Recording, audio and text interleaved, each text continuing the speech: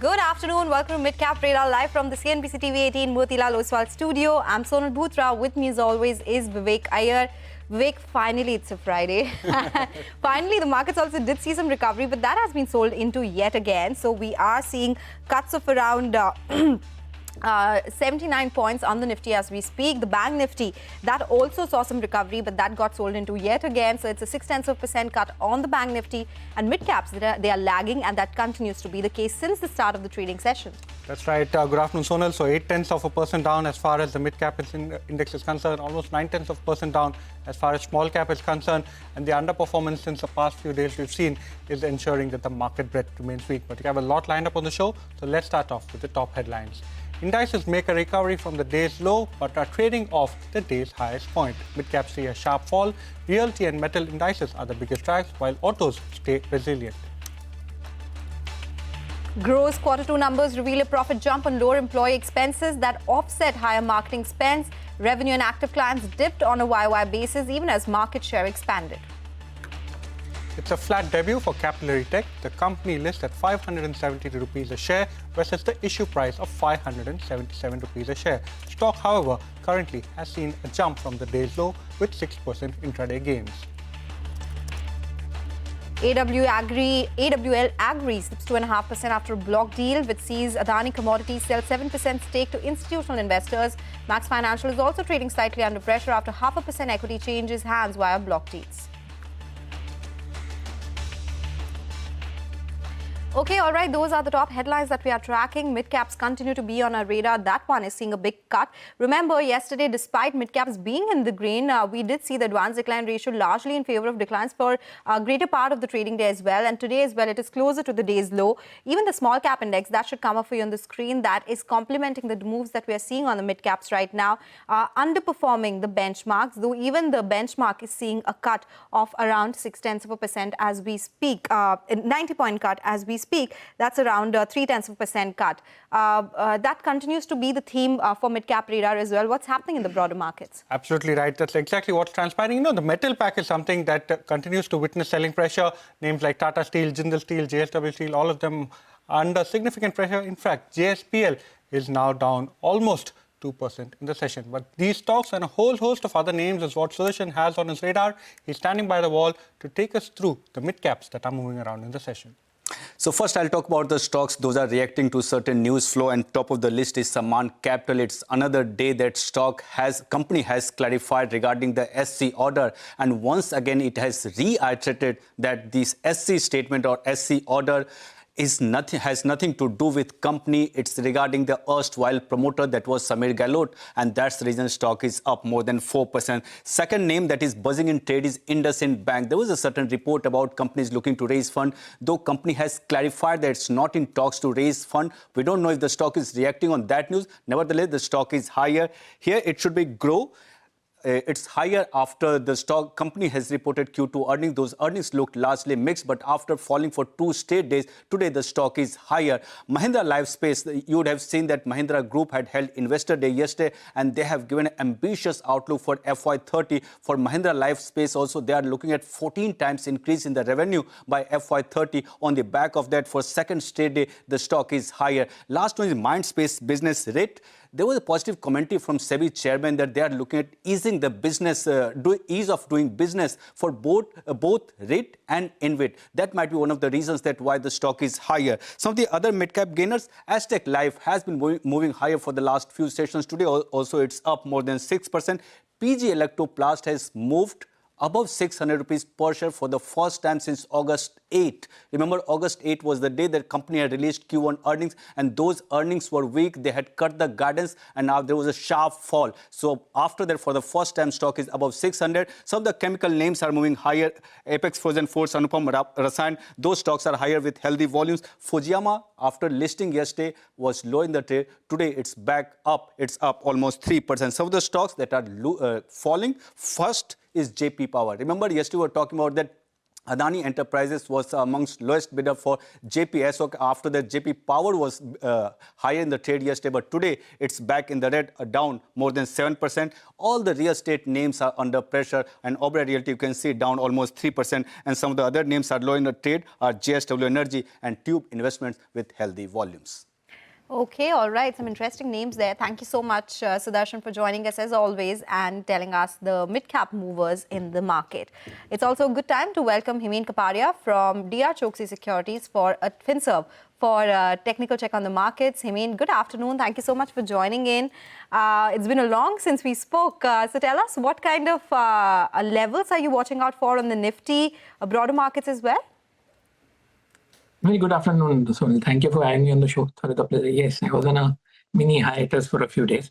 The thing is, the VIX has gradually moved up to 13.5, which is not a good sign. I think about 13, the VIX could appreciate further. The Nifty, we posted a high of 26,277 on 27th September 2024, Sonal. We came striking distance, 40 points far from away there. That is why we've seen resistant selling pressure. I think it's natural, can be expected. It's obvious now we need to take out this 26,277 in terms of closing. Ideally, not on the daily chart, but on the weekly or the monthly. Okay, the month is coming to an end. I believe by the end of the month, we should be above that. So I guess things are not looking bad. Setup is good. But like you mentioned, I think the mid caps aren't doing that well. The bank Nifty is leading, has posted a fresh all-time high. So it's all over the place. Somehow the spark is missing, but the Nifty seems copacetic, seems nicely placed. I believe new all-time highs in the offing. If not by next Friday, maybe after that. Okay, Hemeen, good afternoon. Seeing you after a while. Hemeen, any specific view as far as the Nifty Pharma pack is concerned, and what are your individual picks for the day? Okay. Hi, Vivek. Yes, it's been quite some time since we spoke. As far as the Nifty Pharma is concerned, the setup is not bad, but we've been consolidating over here for this is the 5th month, Vivek. The range is roughly between 21,200 and 23,200, and we've been here for 5 months. It's consolidating. I believe the setup is improving, but we need some sort of a push, whether that comes in form of a deal with the US or whatever. There needs to be some follow buying, which is missing. But it seems poised. Well, it's been poised for 5 months, so difficult to say it's going to happen today, tomorrow, day after. But I believe the setup is bullish, and I would be more bullish than bearish. So yeah, it looks interesting, but hasn't sort of broken through yet. As far as stocks are concerned, first pick is Eicher Motors. Vivek, looks good. We've spent quite some time in a range between 6670 and 7100. Now we are breaking out. It's posted a fresh all-time high. It's been in an uptrend for the last 5.5 years. And if I stretch the time frame a bit, Vivek, it's been an uptrend for the last 27 years. So short-term, medium-term, long-term setup is quite positive. So one can buy Eicher Motors at around 7185. Stop loss 7165, sorry. Stop loss 7065, target of 7365. It's a modest target. We are going towards probably 78 and maybe even 8,000. The second one is a buy call. No, go ahead. Yeah, sorry. The second one is a buy call on LTTS, Sonal. IT is good. It's a recovery, medium-term bottom in place. So it's a turnaround. Albeit it's going to be a slow turnaround. But probably TCS looking better, but LTTS is my pick. Worst is over, medium-term bottom in place. It's set for an intermediate uptrend, or at least a medium-term bounce. So one can buy LTTS at 42.90, stop loss 41.90, target 44.90. Okay, all right. Take that point, Devane. Thank you. Hemeen, thank you so much for joining in today, and have a great weekend ahead. And in a big news week dominated by the Bihar elections, CNN News 18 continued its reign as the undisputed leader in English news. The channel stood significantly ahead of the competition combined, a feat testament to the faith reposed by viewers in CNN News 18.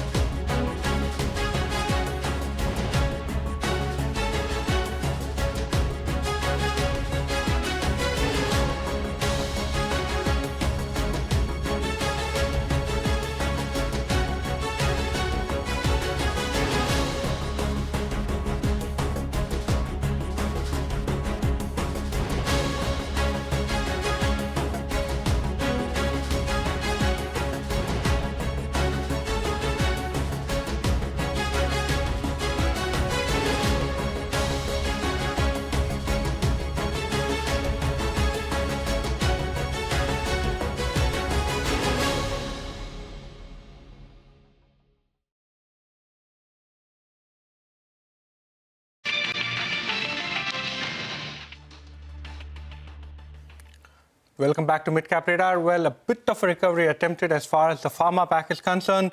Lupin as well as Aurobindo Pharma, both of these stocks have now moved to the day's highest point. Still, very mild moves is what we are seeing, especially as far as even the pharma pack is concerned. But moving on, Vinny now joins in. She has all the details on the new kid on the block, Capillary Tech. It's also the Midcap Spotlight stock of the day. Vinny, over to you.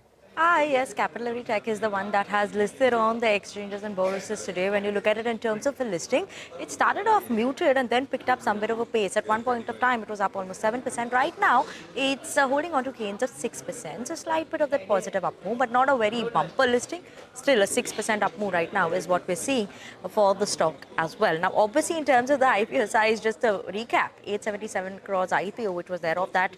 Fresh issue was 345 crores and offer for sale was around 532 crores, where 85 lakh around shares were sold by the promoter and balanced by Trudy Holdings, which sold the remaining amount of stake. Now, obviously, in terms of subscription that came in around 53 times the total subscription, let's talk a bit about the company, right? Just to understand for our viewers, it's a SaaS company which helps enterprises, and this is mainly in terms of to run loyalty programs end to end. So they earn points, they redeem rewards, there's personalized offers that come in as well, and they mainly understand the customers by using AI and data. So AI data, that's where they'll help, with servicing all these enterprises as well. Other than that, they will engage with customers across channels, so emails, SMSs, apps, social media, and they offer consistent personalized experiences also for their clients and customers. Some of the clients that come in over here are Tata Digital, ABFRL, Domino's Pizza Indonesia, Aditya Birla Fashions are some of the names there as well. Now, in terms of financials, when you look at it, on a year-on-year basis, first half FY26, they managed to see a 25% growth there, margins at 11%, and the company has reported a profit of 1 crore in the first half of FY26. Management said that you generally add 3 to 4% in terms of EBITDA margin every year, and they expect that to continue. So that'll be interesting to watch out for. But a decent listing coming in for the company today. Okay, all right. That is Capillary Technologies, up 5.5% as we speak. And we will stick to a recent listing yet again. This is our special segment, Midcap Spotlight. We'll focus on Grow, Vivek. How did the numbers look? First one after listing. Well, absolutely. Grow is up 65% since the listing. And, it's been one of the stocks that's been on everyone's radar and everyone's wondering what exactly is transpiring. Well, one litmus test for the company today was how exactly Q2 panned out. And Q2, and as you can see the stock, Q2, in fact, has been a bit of a disappointment, and we'll explain why. On a year-on-year basis, when you're looking at the numbers, the revenues has actually gone lower on a year-on-year basis. However, when you're looking at the operating profit or when you're looking at the EBITDA numbers, the EBITDA, we look at the operating profit without the interest income for this particular name, as our colleague Devyani points out, that has improved, and that is largely because of significantly lower OPEX cost, and the cost to income this time around has been significantly low. So that is something that has aided both EBITDA and on the back of that, also margins have gone higher. Now, the other thing that we need to keep an eye out for is the profitability. On a sequential basis, remember, all of the parameters the company has done well. But when the company joined us, post-listing and during the listing, they actually told us that the top line for FY26 over FY25 is actually expected to go 25 to 30%. They also said that there will be subsequent increase and there will be costs also that increase higher.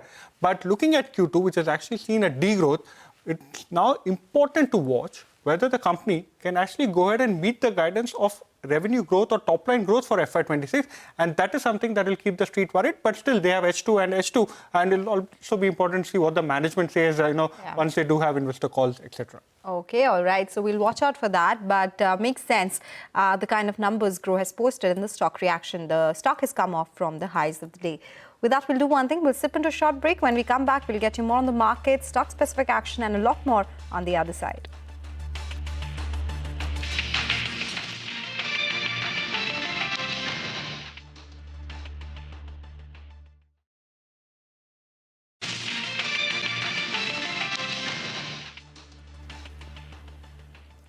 Welcome back. You're still tuned into Midcap Radar, and the Finance Ministry has just concluded its pre-budget meet with the infra and energy sector. Our colleague Timsi Jaipuria is joining in with more details with what the demands of these sector experts are. Timsi. Well, that's right. Finance Minister's pre-budget meeting with energy and infrastructure sector has just concluded. And what we are given to understand from sources that representatives from solar sector, from highway sector, construction sector, from shipping sector, etc. were part of this meeting. And some of the key demands, firstly from the solar sector, were that they sought a higher government funds allocation for capacity expansion. They've also called for cheaper financing and discounted green energy loans. They've also sought for a further push for more funds under the PM Surya Ghar scheme. Also, they've sought expansion of PLI support for solar cells, batteries and electrolyzers. These were some of the key demands for the solar sector. When it comes to the highway and infrastructure sector, well, they've sought for continued higher capex allocation for highway expansion, plus also MORTH, that is the Road Ministry and NHAI, are seeking stronger funding for the new projects, especially faster execution, have been sought for greenfield expressways, multi-laning works, etc., which are underway. Also, a push to resolve land acquisition, which has been plaguing the sector for quite some time. Faster clearances of bottlenecks, that's what they've demanded. When it comes to shipping sector, well, they've sought continued support on the maritime financial schemes and also rollout of infrastructure status for large vessels. That was another request. Also demands for further R&D incentives for green shipping building technology and further support of fund allocation. Let's see how much of it actually gets transpired in the union budget this year. Back to you. All right. Thank you so much, Timsi, for joining in with all those important details. Of course, we'll keep watching out for these demands and suggestions which come ahead of the final budget expected in February. For the markets, it's a 60-point downtick that we are seeing on the Nifty currently. There's another attempt to recovery as well from the lows of the day. The mid-caps too, it's nothing to write home about, honestly. It's still down 0.7% as we speak. That's the mid-caps that I'm talking about. Bank Nifty too down 0.4%.